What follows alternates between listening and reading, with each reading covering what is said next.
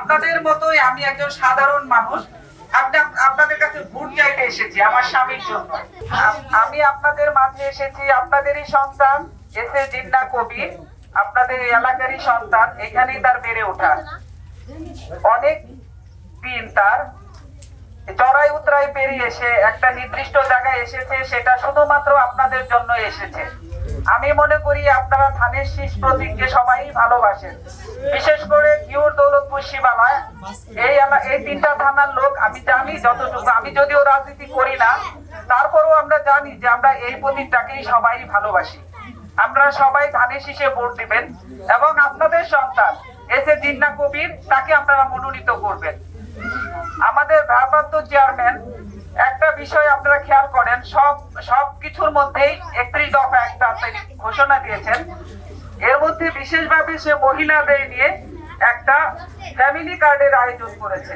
এই জন্য এটা স্পেশালি বলা যে ফ্যামিলি কার্ডের মাধ্যমে আমার মা বোনরা যারা আছেন, যারা অবহেলিত, যারা প্রতিবন্ধী বা যারা বেকার, কোনো কিছু করে খেতে পারে না, তাদের জন্য মূলত এই ফ্যামিলি কার্ডের আয়োজন করা হয়েছে।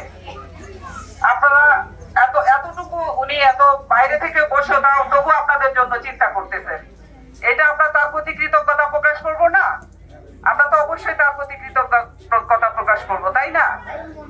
আর আমাদের জননেত্রী যিনি আছেন খালেদা জিয়া, আপসীর নেত্রী, উনি প্রথম আমাদের বাংলাদেশের প্রধানমন্ত্রী ছিল প্রথম।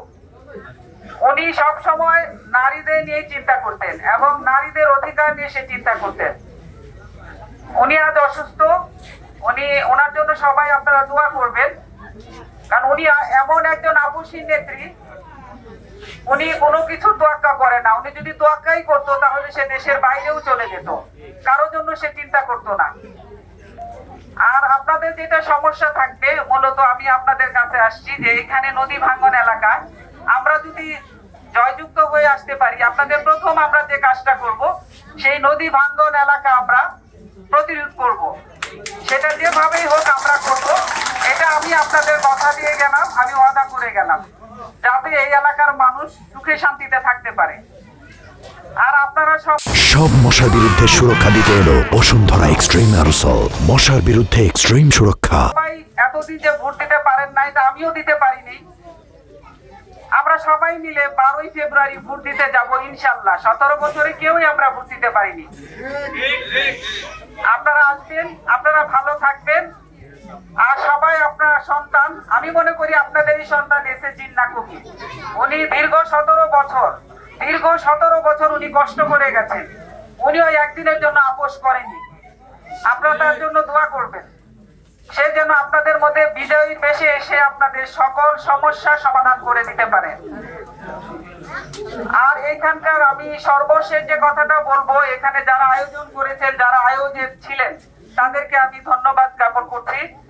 আপনাদের আয়োজনটা অনেক সুন্দর হয়েছে। আর মা বোনটা দীর্ঘক্ষণ আপনারা বসে আছেন, তার জন্য সকলকেই ধন্যবাদ। আপনারা সবাই ধানের শীষে ভোট দিবেন তো?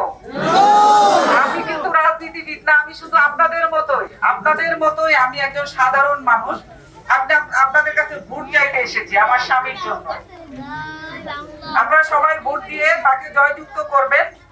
আর আপনাদের যত সমস্যা আছে একটা একটা করে আমরা করার চেষ্টা করব। তার মধ্যে প্রথম যেটা আছে সেটা হলো নদী ভাঙ্গন,